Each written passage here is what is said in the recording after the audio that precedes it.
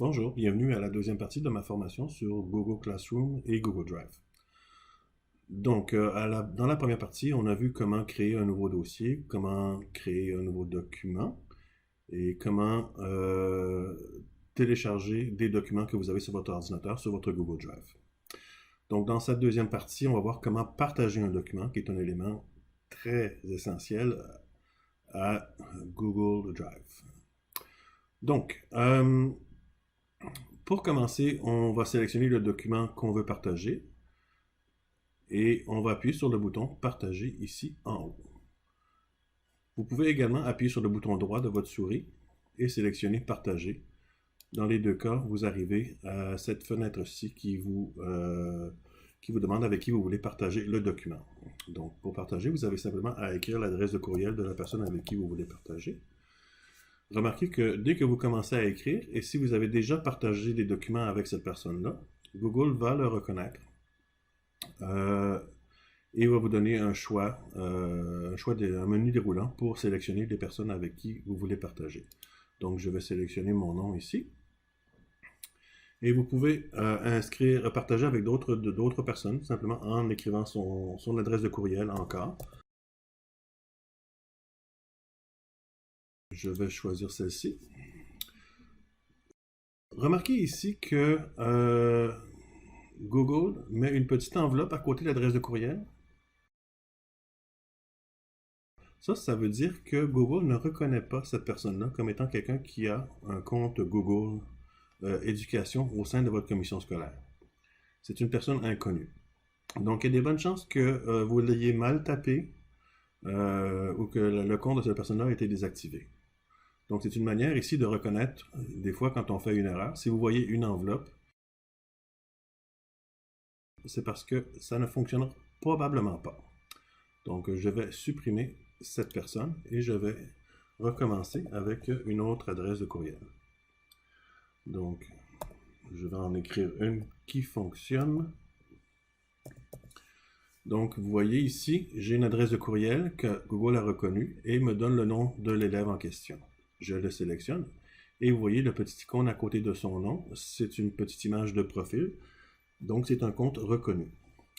Remarquez que moi, j'ai une photo. Ça, c'est parce que j'ai, dans mon profil Google, j'ai sélectionné une photo. Tous les utilisateurs Google qui auront sélectionné une photo, vous allez probablement voir sa photo à côté de son nom. Sinon, vous allez juste voir la petite image de profil par défaut. Je vais saisir une autre adresse de courriel. Donc, disons que je vais prendre cette personne-ci, à qui je n'ai jamais envoyé de documents. Donc, Google ne me donne pas le choix. Alors, mais dès que j'ai fini de d'écrire son adresse et j'appuie sur Entrée, dans ce cas-ci, vous voyez, j'ai son adresse de courriel au complet et j'ai une petite image de profil ici, non pas une enveloppe. Ça veut dire que Google l'a reconnu. Okay? Même si je n'ai pas son nom, on va voir tantôt comment Google peut reconnaître un élève avec son nom. Donc, c'est terminé. J'ai sélectionné les personnes avec qui je voulais partager mon document. La petite case ici, notifier les contacts, si vous la gardez activée, Google va envoyer un courriel à la personne pour lui indiquer que vous avez partagé un document avec lui. Donc, dans ce cas-ci, je ne veux pas envoyer courriel. Je désactive la case et je fais OK. Google me demande de confirmer que je ne veux vraiment pas envoyer de courriel pour aviser les personnes. Je clique OK. Et voilà, mon document est partagé. Maintenant, pour supprimer une personne avec qui je ne veux plus partager mon document, mettons un élève qui est parti de ma classe, un élève qui a terminé. À l'éducation des adultes, on a des entrées et sorties continues. Donc, il arrive souvent que les élèves quittent votre classe. Vous retournez dans vos options de partage. Et cette fois-ci, vous cliquez sur Avancer. Et vous voyez, cette fois-ci, tout à l'heure, on voyait pas le nom de la personne, on voyait juste son adresse de courriel. Mais maintenant, Google est allé dans sa base de données et a reconnu cette adresse de courriel-là et l'a identifié avec un nom. Donc là, maintenant, on peut voir son nom. Je vais appuyer sur le X pour supprimer cette personne-là de mes partages. Maintenant, je retire cette personne-là et le document ne sera plus partagé avec elle. J'enregistre les modifications et je clique sur Terminer. À présent, je vais vous montrer comment créer un groupe de contacts afin de pouvoir partager un dossier ou un fichier avec un groupe avec un seul clic, plutôt que d'avoir à écrire chacun des individus un par un. Un groupe de contacts peut être très utile quand vous partagez souvent avec les mêmes personnes. Donc, en haut à droite ici, vous avez l'icône qui représente votre profil. C'est soit votre photo ou la première initiale de votre prénom. En passant, si vous voulez mettre votre propre photo, vous cliquez ici sur l'icône et vous appuyez sur le petit appareil photo et vous allez pouvoir choisir une photo sur votre ordinateur. Donc, à côté de l'icône représentant votre profil, vous avez les outils Google. Donc, vous cliquez dessus et vous avez toutes les autres applications Google disponibles.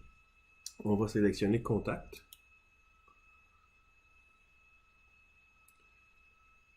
Et vous voyez tous vos contacts si vous en avez déjà. Si vous n'en avez pas, votre liste va être vide ici. Vous cliquez sur Créer un contact. Ici, vous pouvez créer un contact individuellement. Donc, une personne à la fois. Vous écrivez son prénom, son nom de famille, son adresse de courriel et vous faites enregistrer. Ce que je ne ferai pas ici, je vais créer un groupe de contacts. Donc, pour créer plusieurs contacts à la fois, vous sélectionnez Créer plusieurs contacts. Ici, c'est important de séparer le nom des adresses de courriel de vos contacts par une virgule.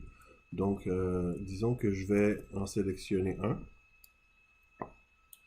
Je vais faire copier et je vais retourner dans mon truc pour créer mes contacts. Je fais coller et voilà, la personne a été enregistrée.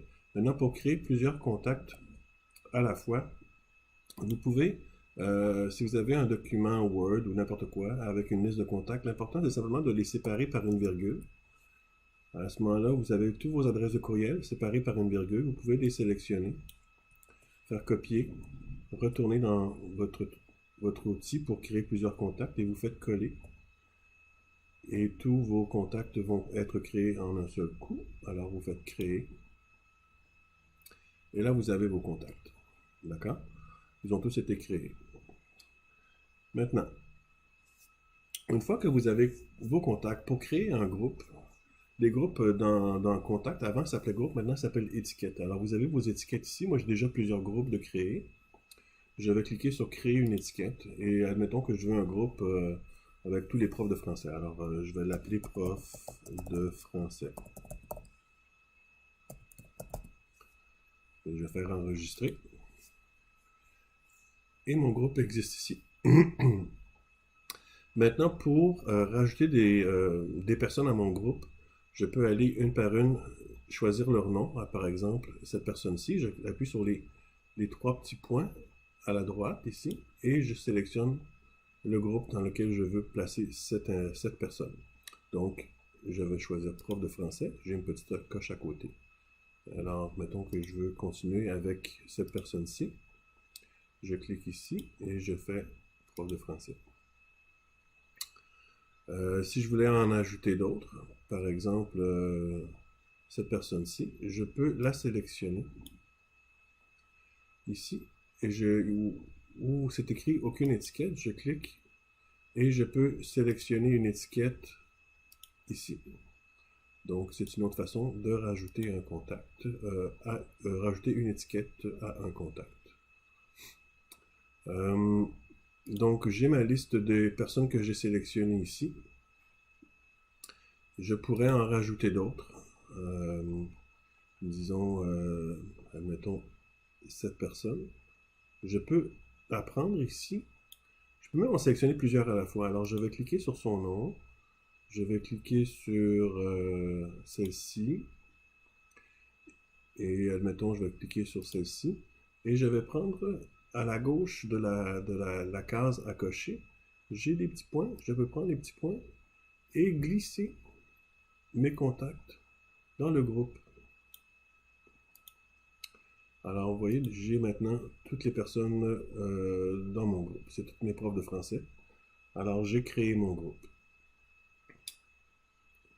Alors, une fois que j'ai créé mon groupe, je peux fermer ma fenêtre de contact.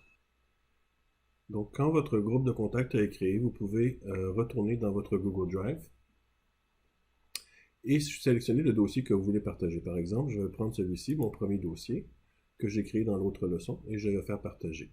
Je peux appuyer sur le bouton droit ou je peux sélectionner le bouton ici pour partager. Bon. Maintenant, sachez qu'il peut avoir un délai. Ça peut prendre un peu de temps avant que le groupe que vous avez créé dans Contact arrive dans votre Drive. Alors là, c'est possible que ça ne fonctionne pas. Ouais. Alors là, présentement, vous voyez, il n'existe pas. D'accord? Oui, il ne reconnaît pas. Donc, je vais utiliser simplement un autre groupe que j'ai créé plus tôt. OK, le groupe Formation Classroom. Alors, je sélectionne le groupe que j'ai créé. Et automatiquement, toutes les personnes que j'ai mis dans mon groupe sont ajoutées. Je vais enlever, notifier les contacts et je vais faire OK. Et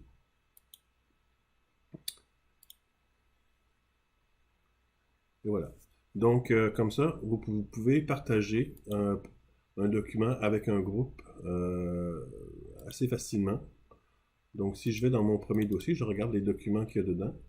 Et vous voyez que tous les documents que j'ai dans mon dossier seront automatiquement partagés, auront les mêmes permissions que mon dossier. Donc, vous voyez, le petit symbole de profil sur le dossier signifie qu'il est partagé. Okay? Et tous les documents qu'il contient sont également partagés avec les mêmes paramètres de partage.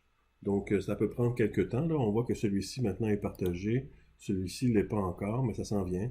Donc, tranquillement, tous mes documents vont être partagés. Je vérifie mes options de partage. Alors, j'appuie sur le bouton droit, partager. Et j'appuie sur avancer et je vois que il est partagé avec les mêmes personnes avec qui j'ai partagé mon dossier tout à l'heure. D'accord? Donc, ça fonctionne. Et voilà. Voyons maintenant les options de partage.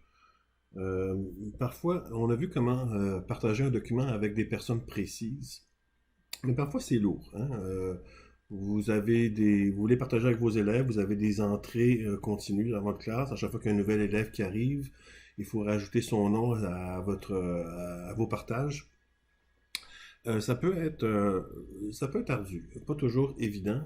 Des fois, c'est préférable de carrément partager avec le monde entier parce qu'on ne veut pas avoir à gérer ça.